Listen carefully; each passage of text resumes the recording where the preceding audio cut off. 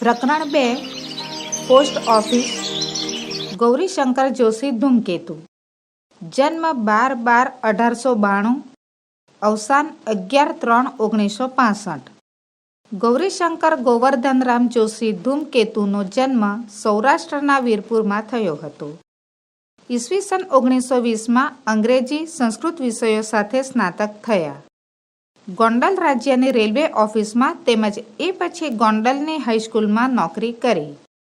ઈસવીસન 1923થી અમદાવાદમાં સ્થાયી થયા. બાળપણમાં સાંભળેલી વાર્તાઓ, બાલ્યાવસ્થાનો વાંચન શોખ, શ્રીમાન નથુરામ શર્માના આશ્રમનું પુસ્તકાલય, આસપાસની પ્રકૃતિ આદિ ધૂમકેતુના સાહિત્ય સર્જનના પ્રેરક બળો રહ્યા છે. નવલિકા, નવલકથા, નિબંધ, ચરિત્ર, નાટક એમ ત્રિવિધ સાહિત્ય સ્વરૂપોમાં તેમણે કરેલા ખેડાણથી ગુજરાતી સાહિત્ય સમૃદ્ધ થયું છે. ટૂંકી વાર્તાના સ્વરૂપ ઘડતરમાં તેમનો મહત્વનો ફાળો રહ્યો છે. તેમની વાર્તા પોસ્ટ ઓફિસના ધ લેટર અનુવાદને વિશ્વકક્ષાના ઉત્તમ વાર્તાઓના સંપાદનમાં સ્થાન મળ્યું છે.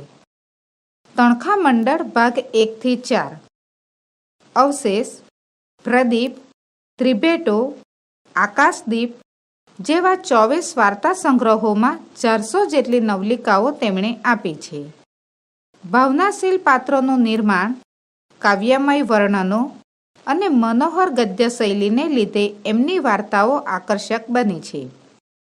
ચૌલાદેવી, આમ્રપાલી, વૈશાલી તેમજ ધ્રુવદેવી એમની ઐતિહાસિક નવલકથાઓ છે. પૃથ્વીશ, રાજમુગટ, પરાજય અને જીવનના ખંડેર જેવી સામાજિક નવલકથાઓ તેમણે આપી છે. જીવનપથ, જીવનરંગ તેમની આત્મકથાના પુસ્તકો છે.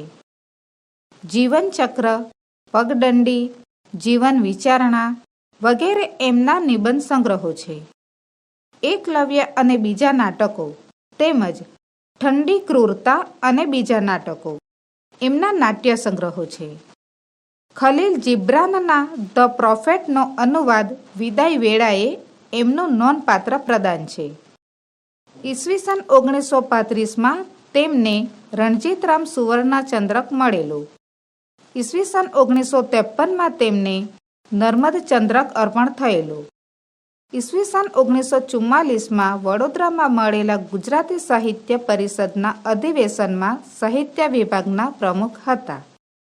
પોસ્ટ ઓફિસ એ માત્ર ધૂમકેતુની જ નહીં પરંતુ ગુજરાતી સાહિત્યની નોંધપાત્ર કૃતિ તરીકે પોખાય છે. સમગ્ર વાર્તાના કેન્દ્રમાં અલી ડોસો કોચમેન છે. એક જમાનામાં શિકારી હતો. તરફડતા પ્રાણીઓને જોઈને આનંદ લૂંટતો હતો. આજે દીકરી મરિયમના વિરહ અગ્નિમાં શેકાઈ રહ્યો છે. મરિયમની ટપલ લેવા પોસ્ટ ઓફિસમાં વહેલી સવારથી આંટા મારે છે. નિયમિત પોસ્ટ ઓફિસમાં એ ઉપહાસનું પાત્ર બની ગયો છે. પોસ્ટમાસ્ટર પોતે જ એવી પરિસ્થિતિમાં મુકાય છે કે એમને અલીની વેદના વ્યથા સમજાય છે. લેખકે કથાની ગૂંથણી સરસ કરી છે. એક તરફ સંવેદનશીલ માનવીનું મન છે તો બીજી તરફ જળતંત્ર છે. આ બંને પરિસ્થિતિઓની વચ્ચે બે પિતાના હૃદયનું સમસંવેદન સાંપ્રત જીવન માટે બોધ બની જાય છે. પાછલી રાત્રિનું ભૂરું આકાશ માનવ જીવનમાં અનેક સુખદ યાદગીરી ચમકી રહે તેમ નાના મોટા તારાઓથી ચમકી રહ્યું હતું. ઠંડા પવનના સુસવાટાથી પોતાના જૂના અને ફાટેલા જબ્બાને શરીરે વધારે ને વધારે લપેટી લેતો એક વૃદ્ધ ડોશો શહેરના મધ્યભાગમાં થઈને જતો હતો.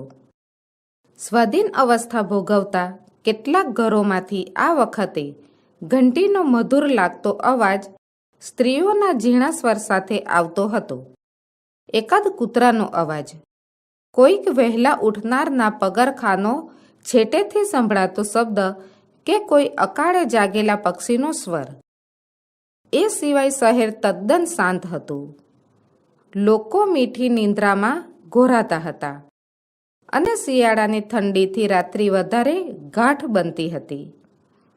કહે નહીં છતાં કતલ કરી નાખે એવી મીઠા મનુષ્યના સ્વભાવ જેવી શિયાળાની ઠંડી કાતિલ હથિયારની માફક પોતાનો કાબુ સર્વત્ર ફેલાવી રહી હતી. વૃદ્ધ ડોસો ધ્રુજતો ને શાંત રીતે ડગમગ ચાલતો. શહેરના દરવાજા બહાર થઈ એક સીધી સડક પર આવી પહોંચ્યો ને ધીમે ધીમે પોતાની જૂની ડાંગના ટેકાથી આગળ વધ્યો. સડકની એક બાજુ ઝાડોની હાર હતી ને બીજી બાજુ શહેરનો બાગ હતો. અહીં ઠંડી વધારે હતી ને રાત્રિ વધારે શીમણી બનતી હતી. પવન સોસરવો નીકળી જતો હતો ને શુક્રના તારાનું મીઠું તેજ બરફ પડે તેમ પૃથ્વી ઉપર ઠંડીના કટકા જેવું પડતું હતું. જ્યાં બાગનો છેડો હતો ત્યાં છેલ્લામાં છેલ્લી ઢબનું એક રોનકદાર મકાન હતું ને તેની બંધ બારી તથા બારણામાંથી દીવાનો ઉજાસ બહાર પડતો હતો. ભાવિક મનુષ્ય દાતારનું શિખર જોઈ જેમ શ્રદ્ધાથી આનંદ પામે તેમ વૃદ્ધ ડોસો આ મકાનની લાકડાની કમાન જોઈ આનંદ પામ્યો. કમાન પર એક જરી પુરાણા પાટિયામાં નવા અક્ષર લખ્યા હતા, પોસ્ટ ઓફિસ. ડોસો ઓફિસની બહાર પડથાર પર બેઠો. અંદરથી કંઈ ચોક્કસ અવાજ આવતો ન હતો, પણ 2-4 જણા કામમાં હોય તેમ વ્યવહારિક ઘૂસપૂસ થતી હતી.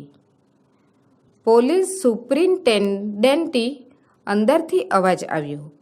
ડોસો ચમક્યો, પણ પાછો શાંત બનીને બેઠો. શ્રદ્ધા અને સ્નેહ આટલી ઠંડીમાં એને ઉષ્મા આપી રહ્યા હતા. અંદરથી અવાજ પર અવાજ આવવા લાગ્યા. કારકુન અંગ્રેજી કાગળના સરનામા બોલી બોલી પોસ્ટમેન તરફ નાખતો જતો હતો. કમિશનર, સુપ્રિન્ટેન્ડન્ટ, દિવાન સાહેબ, લાઇબ્રેરિયન એમ એક પછી એક અનેક નામ બોલવાનો અભ્યાસી કારકુન ઝપાટાબંધ કાગળો ફેંકીએ જતો હતો. એવામાં અંદરથી એક મશ્કરી ભર્યો અવાજ આવ્યો.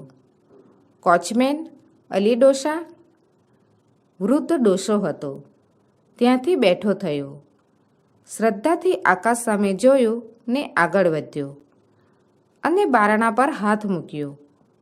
ગોકુળભાઈ? કોણ? કોચમેન અલી ડોસાનો કાગળ કીધો ના? હું આવ્યો છું. જવાબમાં નિષ્ઠુર હાસ્ય આવ્યો. સાહેબ, આ એક ગાંડો ડોસો છે. એ હંમેશા પોતાનો કાગળ લેવા પોસ્ટ ઓફિસે ધક્કો ખાય છે. કારકુને આ શબ્દો પોસ્ટ માસ્તરને કહ્યા. ત્યાં તો ડોસો પોતાના સ્થાન પર બેસી ગયો હતો. 5 વર્ષ થયા એ જગ્યાએ બેસવાનો તેને અભ્યાસ હતો. અલી મૂળ હોશિયાર શિકારી હતો. પછી ધીમે ધીમે એ અભ્યાસમાં એવો કુશળ બન્યો હતો કે હંમેશા જેમ અફીણીને અફીણ લેવું પડે તેમ અલીને શિકાર કરવો પડે. ધૂળની સાથે ધૂળ જેવા બની જતા કાબરચિત્રા તેતર પર અલીની દ્રષ્ટિ પડે કે તરત તેના હાથમાં તેતર આવી જ પડ્યું હોય. એની તીક્ષ્ણ દ્રષ્ટિ સસલાની ખોમાં જઈ પહોંચતી. આસપાસના સૂકા પીળા કાસડાના કે રાપડાના ઘાસમાં સંતાઈને સ્થિર કાન કરી બેઠેલા ચતુર સસલાના ભૂરા મેલા રંગને ક્યારેક ખુદ શિકારી કૂતરા જુદો ન પાડી શકતા.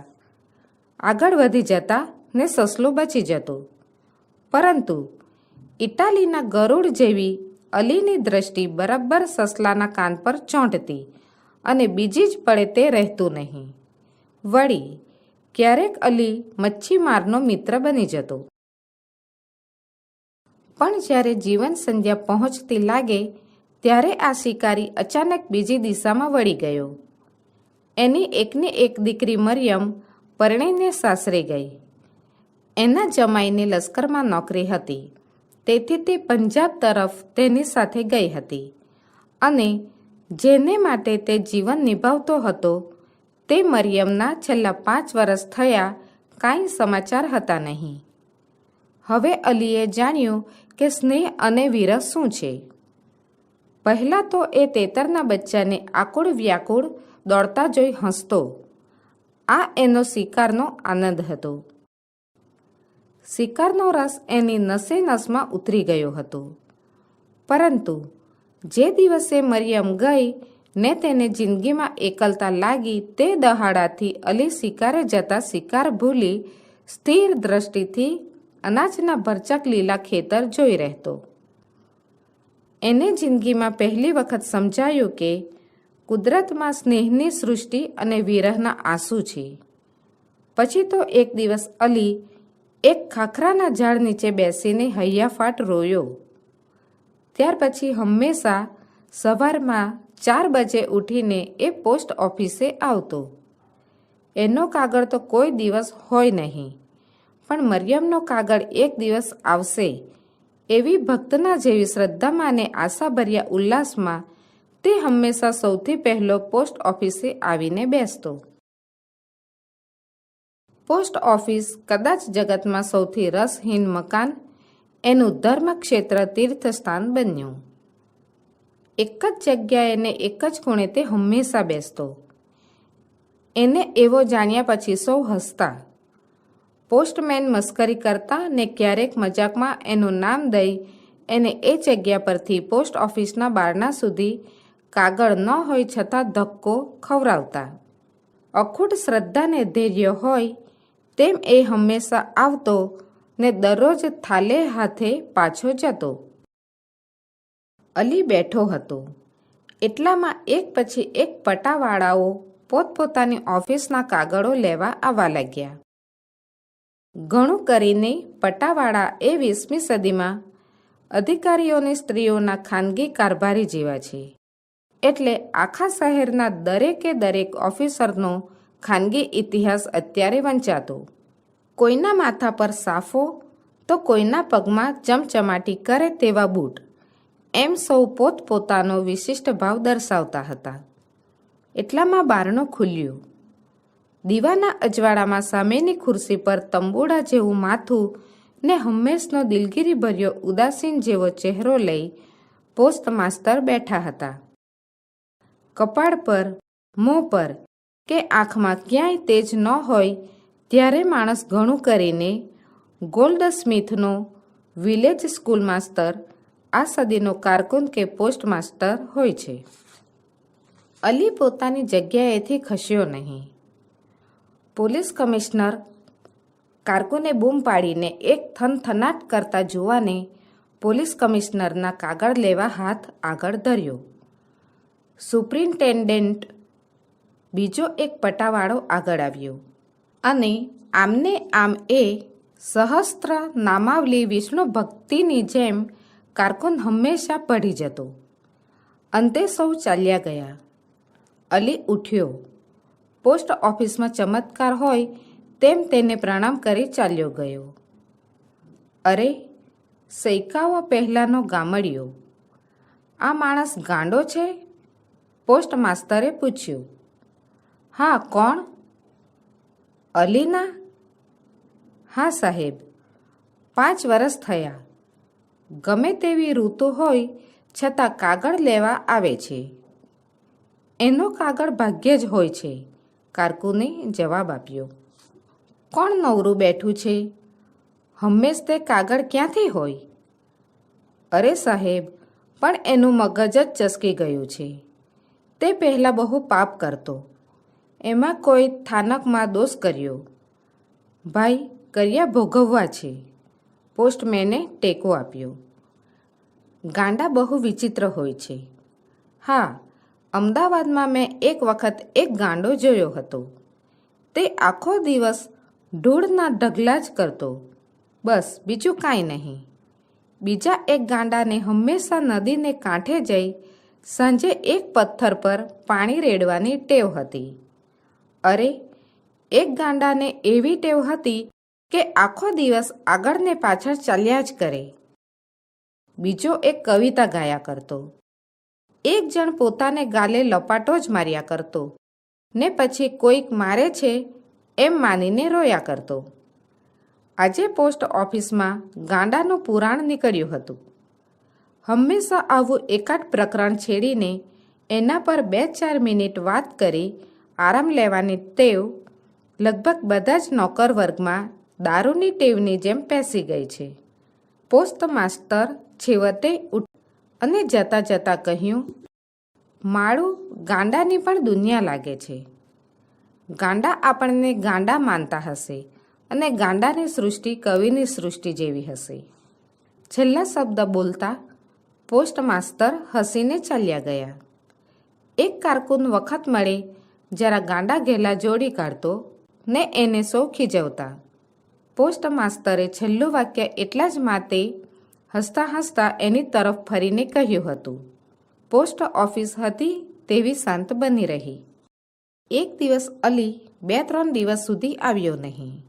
પોસ્ટ ઓફિસમાં અલીનું મન સમજી જાય એવી સહાનુભૂતિ કે વિશાળ દ્રષ્ટિ કોઈનામાં ન હતી. પણ એ કેમ ન આવ્યો એવી કૌતુક બુદ્ધિ સૌને થઈ. પછી અલી આવ્યો, પણ તે દિવસે એ હાંફતો હતો ને એના ચહેરા પર જીવન સંધ્યાના સ્પષ્ટ ચિહ્ન હતા. આજે તો અલીએ અધીરા બનીને પોસ્ટ માસ્તરને પૂછ્યું, માસ્તર સાહેબ, મારી મરિયમનો કાગળ છે? પોસ્ટ માસ્તર તે દિવસે ગામ જવાની ઉતાવળમાં હતા ને તેમનું મગજ સવાલ ઝીલી શકે એટલું શાંત ન હતું. ભાઈ, તમે કેવા છો? મારું નામ અલી. અલીનો અસંબદ્ધ જવાબ મળ્યો. હા, પણ અહીં કાંઈ તમારી મરિયમનું નામ નોંધી રાખ્યું છે? નોંધી રાખો ને ભાઈ. વખત છે ને કાગળ આવે ને હું ન હોઉં તો તમને ખપ આવે. પોણી જિંદગી શિકારમાં ગાળી હોય એને શી ખબર કે મરિયમનું નામ એના પિતા સિવાય બીજાને મન 2 પૈસા જેટલી કિંમતનું છે. પોસ્ટ માસ્તર તપી ગયા. ગાંડો છે કે શું? જા જા, તારો કાગળ આવશે તો કોઈ ખાઈ નહીં જાય. પોસ્ટ માસ્તર ઉતાવળમાં ચાલ્યા ગયા અને અલી ધીમે પગલે બહાર નીકળ્યો. નીકળતા નીકળતા એક વખત ફરીને પોસ્ટ ઓફિસ તરફ જોઈ લીધું. આજે એની આંખમાં અનાથના આંસુની છાલક હતી. અશ્રદ્ધા ન હતી, પણ ધૈર્યનો અંત આવ્યો હતો. અરે, હવે મરિયમનો કાગળ ક્યાંથી પહોંચે? એક કારકુન એની પાછળ આવતો લાગ્યો. અલી તેના તરફ ફર્યો. ભાઈ, કારકુન ચમક્યો, પણ તે સારો હતો. કેમ? જુઓ, આ મારી પાસે છે એમ કહી પોતાની એક જૂની પતરાની ડાબડી હતી. તેમાંથી અલીએ 5 ગીની કાઢી. જોઈ કારકુન ભડક્યો. ભડકશો નહીં, તમારે આ ઉપયોગી ચીજ છે. મારે હવે તેનો ઉપયોગ નથી, પણ એક કામ કરશો? શું? આ ઉપર શું દેખાય છે? અલીએ શૂન્ય આકાશ સામે આંગળી ચીંધી. આકાશ ઉપર અલ્લાહ છે, તેની સાક્ષીમાં તમને પૈસા આપું છું. તમારે મારી મરિયમનો કાગળ આવે તો પહોંચાડવો. કારકુન આશ્ચર્યમાં સ્થિર ઊભો. ક્યાંથી ક્યાં પહોંચાડવો? મારી કબર ઉપર. હે? સાચું કહું છું. આજ હવે છેલ્લો દિવસ છે. અરે રે, છેલ્લો. મરિયમ ન મળી, કાગળે ન મળ્યો. અલીની આંખમાં ઘેન હતું. કારકુન ધીમે ધીમે તેનાથી છૂટો પડી ચાલ્યો ગયો. તેના ખિસ્સામાં 3 તોલા સોનું પડ્યું હતું. પછી અલી કોઈ દિવસ દેખાયો નહીં અને એની ખબર કાઢવાની ચિંતા તો કોઈને હતી જ નહીં. એક દિવસ પોસ્ટ માસ્તર જરાક અફસોસમાં હતા. એમની દીકરી દૂર દેશાવરમાં માંદી હતી અને તેના સમાચારની રાહ જોતા એ શોકમાં બેઠા હતા. ટપાલ આવીને કાગળનો ઠોક પકડ્યો. રંગ ઉપરથી પોતાનું કવર છે એમ ધારી પોસ્ટ માસ્તરે ઝપાટાબંધ એક કવર ઊંચકી લીધું. પણ એના ઉપર સરનામું હતું કોચમેન અલી ડુસા. વીજળીનો આંચકો લાગ્યો હોય તેમ એમણે તે નીચે નાખી દીધું. દિલગીરી અને ચિંતાથી થોડી ક્ષણમાં એમનો અધિકારીનો કડક સ્વભાવ જતો રહી માનવ સ્વભાવ બહાર આવ્યો હતો. એમને એકદમ સાંભળ્યું કે આ પેલા ડોસાનું કવર અને કદાચ એની દીકરી મરિયમનું. લક્ષ્મીદાસ, એમણે એકદમ બૂમ પાડી. લક્ષ્મીદાસ તે જ માણસ હતો કે જેને અલીએ છેલ્લી ઘડીએ પૈસા આપ્યા હતા. કેમ સાહેબ? આ તમારા કોચમેન અલી ડોશા આજે હવે ક્યાં છે? એ તપાસ કરશું. તે દિવસે પોસ્ટમાસ્તરના સમાચાર ન આવ્યા. આખી રાત્રિ શંકામાં વિતાવી. બીજે દિવસે સવારે 3 વાગ્યામાં તે ઓફિસમાં બેઠા હતા. 4 વાગે ને અલી ડોશા આવે કે હું પોતે જ તેને કવર આપું એવી આજ એમની ઈચ્છા હતી. વૃદ્ધ ડોશાની સ્થિતિ પોસ્ટમાસ્તર હવે સમજી ગયા હતા. આજ આખી રાત તેમણે સવારે આવનાર કાગળના ધ્યાનમાં ગાળી હતી. 5 વર્ષ સુધી આવી અખંડ રાત્રિઓ ગાળનાર તરફ એમનું હૃદય આજે પહેલ વહેલું લાગણીથી ઉછળી રહ્યું હતું. બરાબર 5 વાગ્યે બારણા પર ટકોરો પડ્યો. પોસ્ટમેન હજી આવ્યા ન હતા, પણ આ ટકોરો અલીનો હતો એમ લાગ્યું. પોસ્ટમાસ્તર ઉઠ્યા. પિતાના હૃદયને પીછાને તેમ આજે એ દોડ્યા. બારણો ખોલ્યો. આવો અલીભાઈ, આ તમારો કાગળ. બારણામાં એક વૃદ્ધ દીન ડોશો લાકડીના ટેકાથી નમી ગયેલો ઊભો હતો. છેલ્લા આંસુની ધાર હજી તેના ગાલ પર તાજી હતી ને ચહેરાની કરચલીમાં કરડાઈના રંગ પર ભલમનસાઈની પીંછી ફરેલી હતી. તેણે પોસ્ટમાસ્તર સામે જોયું ને પોસ્ટમાસ્ટર જરાક ભડક્યા. ડોસાની આંખમાં મનુષ્યનું તેજ ન હતું. કોણ સાહેબ? અલી ડોશા? લક્ષ્મીદાસ એક બાજુ સરીને બોલતો બારણા પાસે આવ્યો, પણ પોસ્ટમાસ્તરે એ તરફ હવે લક્ષ્ય ન આપતા બારણા તરફ જ જોયા કર્યું, પણ ત્યાં કોઈ ન લાગ્યું. પોસ્ટમાસ્તરની આંખ ફાટી ગઈ. બારણામાં હવે કોઈ જ હતું નહીં. એ શું? તે લક્ષ્મીદાસ તરફ ફર્યા. એના સવાલનો જવાબ વાળ્યો. હા, અલી ડોશા કોણ? તમે છો ના? જી, અલી ડોશો તો મરી ગયેલ છે, પણ એનો કાગળ લાવો મારી પાસે. હે? કેદી? લક્ષ્મીદાસ? જી, એને તો 3 મહિના થઈ ગયા. સામેથી એક પોસ્ટમેન આવતો હતો. તેણે બીજો અર્ધો જવાબ વાળ્યો હતો. પોસ્ટમાસ્તર દિગ્મૂઢ બની ગયા. હજી મરિયમનો કાગળ ત્યાં બારણામાં પડ્યો હતો. અલીની મૂર્તિ એની નજર સમક્ષ તરી રહી. લક્ષ્મીદાસે અલી છેલ્લે કેમ મળ્યો હતો તે પણ કહ્યું. પોસ્ટમાસ્તરના કાનમાં પેલો ટકોરો ને નજર સમક્ષ અલીની મૂર્તિ બંને ખડા થયા. એમનું મન ભ્રમમાં પડ્યું. મેં અલીને જોયો કે માત્ર શંકા હતી કે એ લક્ષ્મીદાસ હતો? પાછી રોજનીશી ચાલી. પોલીસ કમિશનર, સુપ્રિન્ટેન્ડન્ટ, લાઇબ્રેરિયન, કારકુન ઝપાટા બંધ કાગળ ફેંક્યો જતો હતો, પણ દરેક કાગળમાં ધડકતું હૃદય હોય તેમ પોસ્ટમાસ્તર આજે એક નજરે એ તરફ જોઈ રહ્યા છે. કવર એટલે એક આનો ને પોસ્ટકાર્ડ એટલે 2 પૈસા, એ દ્રષ્ટિ ચાલી ગઈ છે. ઠેઠ આફ્રિકાથી કોઈ વિધવાના એકના એક છોકરાનો કાગળ એટલે શું? પોસ્ટમાસ્તર વધારે ને વધારે ઊંડા ઉતરે છે. મનુષ્ય પોતાની દ્રષ્ટિ છોડી બીજાની દ્રષ્ટિથી જુએ તો અર્ધું જગત શાંત થઈ જાય. તે સાંજે લક્ષ્મીદાસને પોસ્ટમાસ્તર ધીમે પગલે અલીની કબર તરફ જતા હતા. મરિયમનો કાગળ સાથે જ હતો. કબર પર કાગળ મૂકી પોસ્ટમાસ્તરને લક્ષ્મીદાસ પાછા વળ્યા. લક્ષ્મીદાસ, આજે સવારે તમે વહેલા આવ્યા કા? જી હા. અને તમે કીધું અલી ડોશા? જી હા. પણ ત્યારે સમજાયું નહીં કે શું? હા ઠીક, કાંઈ નહીં. પોસ્ટમાસ્તરે ઉતાવળે વાત વાળી લીધી. પોસ્ટ ઓફિસનું આંગણું આવતા પોસ્ટમાસ્તર લક્ષ્મીદાસથી જુદા પડી વિચાર કરતા અંદર ચાલ્યા ગયા.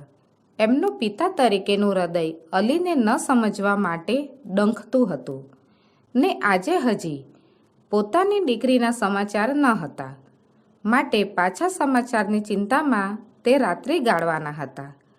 આશ્ચર્ય, શંકા અને પશ્ચાતાપના ત્રિવિધ તાપથી તપતા એ પોતાના દીવાનખંડમાં બેઠા ને પાસેની કોલસાની સગડીમાંથી મધુર તાપ આવ